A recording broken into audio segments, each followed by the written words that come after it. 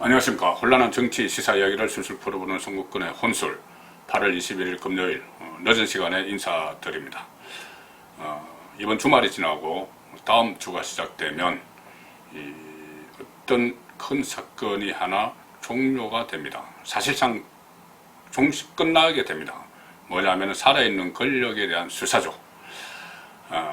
울산시장 선거에 대한 청와대의 조직적 개입 의혹 7개 부서가 동원이 돼서 송철호 울산시장을 당선시키기 위해서 여러가지 표적 수사도 하고 하명 수사 또 공약도 개발하고 후보 주저앉히기도 하고 그런 불법적인 행위들이 있었는데 그 수사가 딱 총선 전에 멈춰섰죠. 그리고 더 이상 진행되지 않고 아마 마무리될 것 같습니다. 허지부지.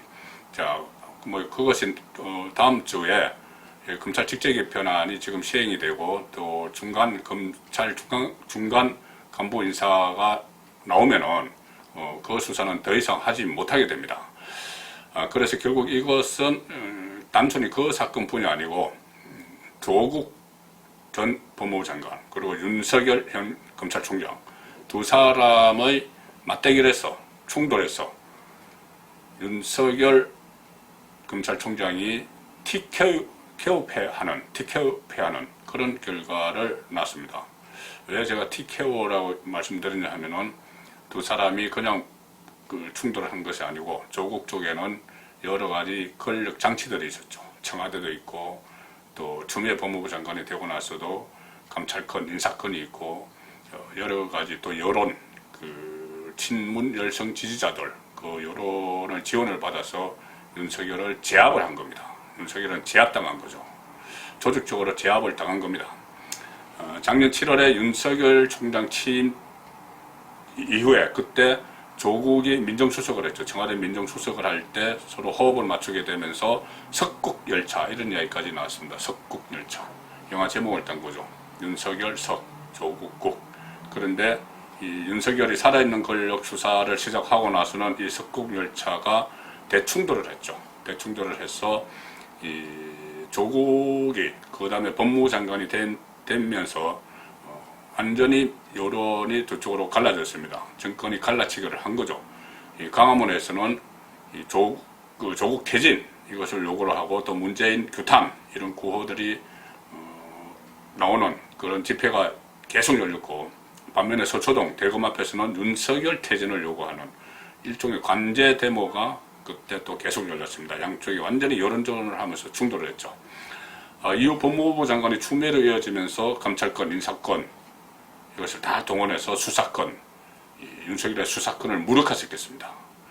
그래서 이것이 결국은 지금 좀 결말이 싱겁게 끝나는 그런 양상입니다. 윤석열이 어느 정도 반격을 할 줄 알았는데 반격을 할 힘이 없어졌죠. 없어졌고 또 의지도 많이 떨어진 것 같습니다.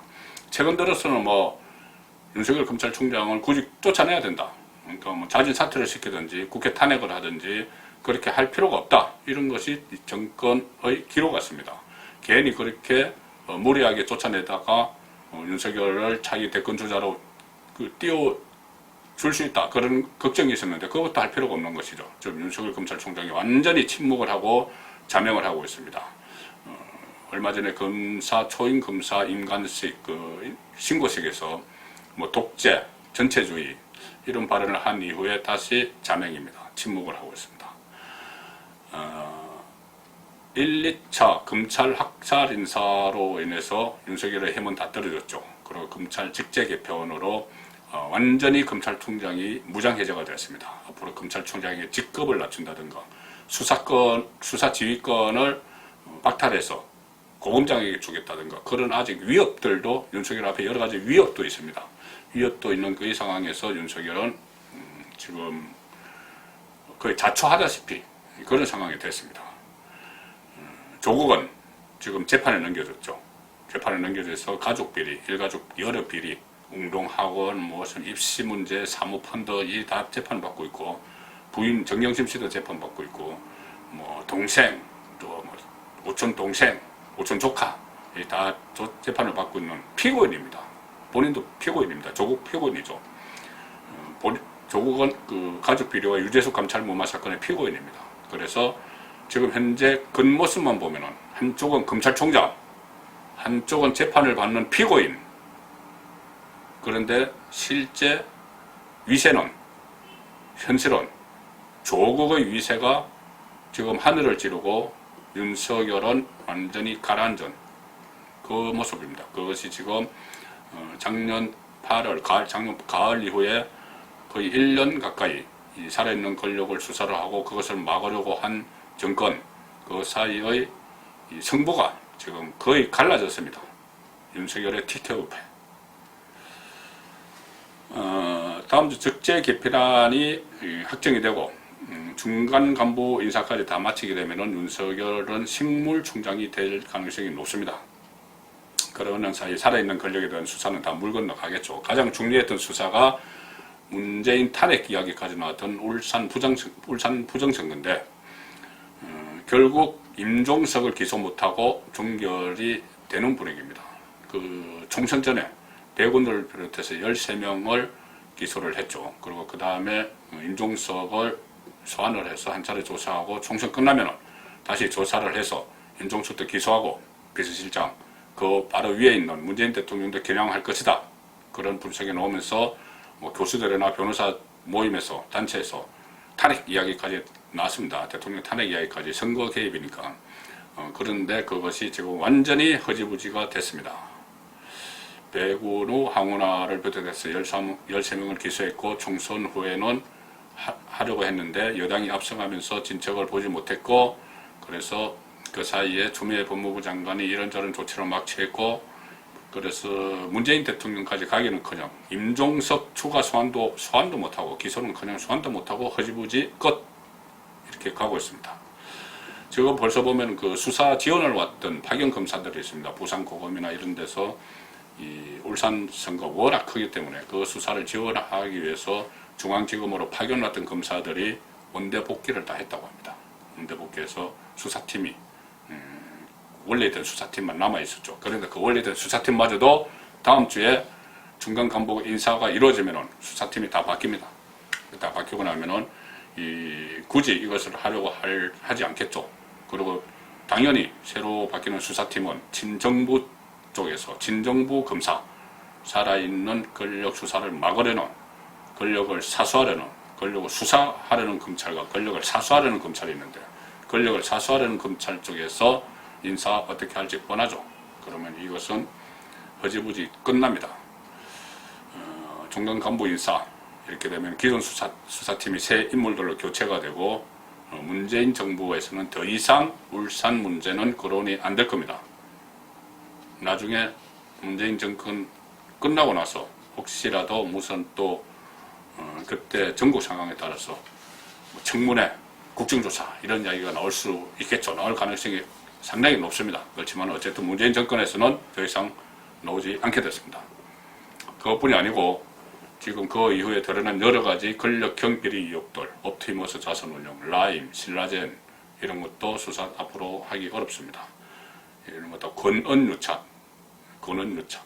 검언이 아니고 권력과 언론의 유착, MBC와 KBS의 청부 보도를 한 이유, 윤석열과 한동훈을 몰아내기 위해서 그런 수사도 안 될 것이고 한동훈이 감찰을 해달라고 했던 난투국 정진웅 부장검사 이 감찰도 안 될 것이고 여러 가지 다 그냥 허지부지 끝날 겁니다.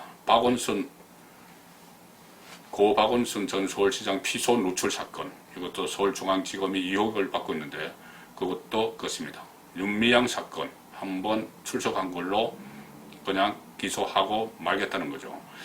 자, 모두 정권 마음대로 앞으로 남은 기간 동안 1년 남은 기간 동안 앞으로 정권 마음대로 이 검찰이 수사를 할 거는 하고 안 할 거는 안 하고 그렇게 하겠죠. 그러니까 지금 상황에서는 공수처 그전에는 그렇게 윤석열을 치기 위해서 공수처에 목을 맸는데 지금은 공수처도 굳이 서두르지 않는 모습 않습니다. 공수처가 뭐 지금 이슬람만 할지도 모르죠. 추미애 법무부 장관, 이성용 서울중앙지검장 이 라인이 완전히 검찰을 장악을 해서 윤석열을 고립화시켜 버렸기 때문에 뭐 굳이 뭐 공수처 필요 없을지도 모릅니다. 이 상황에서 남은 임기 동안 검찰 수사 필요한 것만 하고 필요 없는 건 안 하고 그런 식으로 가겠죠. 속수무책으로 윤석열이 당하고 있는데, 그러니까 정권에서도 권력에서도 더 이상 축출 시도하지 않아도 될 정도입니다. 괜히 걸고부스를 만들 필요 없다. 그래서 더 이상 윤석열에 대해서 이야기도 하지 않죠. 자, 반면에 피고인, 법정에서 피고인입니다. 여러 재판의 피고인입니다. 피고인 조국은 개선장군처럼 행세를 하고 있습니다. 펄펄 날고 있습니다. 법원에 출두하면서, 그 전에 검찰 출두할 때는 지하 주차장으로 들어가서 몰래 올라가서 조사받고 나오고 했는데, 법원에 출두할 때는 총선 이후에 뭐 세상이 바뀌었다. 그 핵심 척건 최강욱이 이야기했죠. 세상이 바뀌었기 때문인지 당당합니다. 법원에 재판 받으러 가면서 기자들에게 뭐 언론에 대해서 막 이야기를 하고, 검찰에 대해서 비판을 하고, 재판부에 대해서도 법원에 대해서도 훈수를 하고 훈계를 하고 그런 모습을 보이고 있습니다. 그리고 지금 뭐 과거에 본인을 비판했던 기자들, 유튜브들 막 고소 고발하면서 뭐 오늘도 뭐 가르세로 연구소를 대상으로 3억 원 뭐 소송을 제기를 하고 이렇게 그 노이즈 마케팅을 하고 있습니다. 그리고 SNS에 글을 올려서 막 자기 합리화도 하고, 조국 백서도 만들어줬죠. 조국 백서에서도 보면은 조국이 한 것은 전부 다 제도의 탓이지 조국의 탓이 아니다, 이런 식으로 완전히 호도하는 그런 모습까지 보이면서 개선장군처럼 행동을 하고 있습니다. 또 특히 최근에는 부인 정경심 씨가 재판을 받고 있는데, 그 정경심 수사를 했던 검찰이 무슨 뭐 기만적 수사를 했다 그러면서 담당 수사 검사를 이름까지 꼭 찍어서 감찰을 하라, 이렇게 호통을 치듯이, 법무부와 대검에 호통을 치듯이 SNS에 글을 올려서 그 무슨 뭐 참고인 진술서 이런 것까지 다 공개를 하면서, 이 참고인 진술서 공개하면 안 되는 겁니다. 그런데 형사법을 전공했던 대학교 법대 교수 출신이 그런 거 다 공개를 하면서 감찰하라, 내 안에 수사했던 그 검사 감찰해, 이렇게 지시를 하듯이 그렇게 하고 있습니다.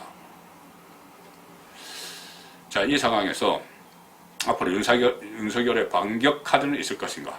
저는 반격 카드 현실적으로 없다고 봅니다. 모두 무장해제를 다 당했기 때문에, 무슨 뭐 특임검사 임명 뭐 이런 이야기도 한때 나왔지만, 저도 말씀을 드렸지만은 그것을 뭐 특임검사 임명을 여기저기 다 할 수도 없는 것이고, 특임검사 임명하도록 놔두지도 않을 것이고, 그리고 더구나 지금은 윤석열 검찰총장의 과연 의지가 있는지도 의문입니다.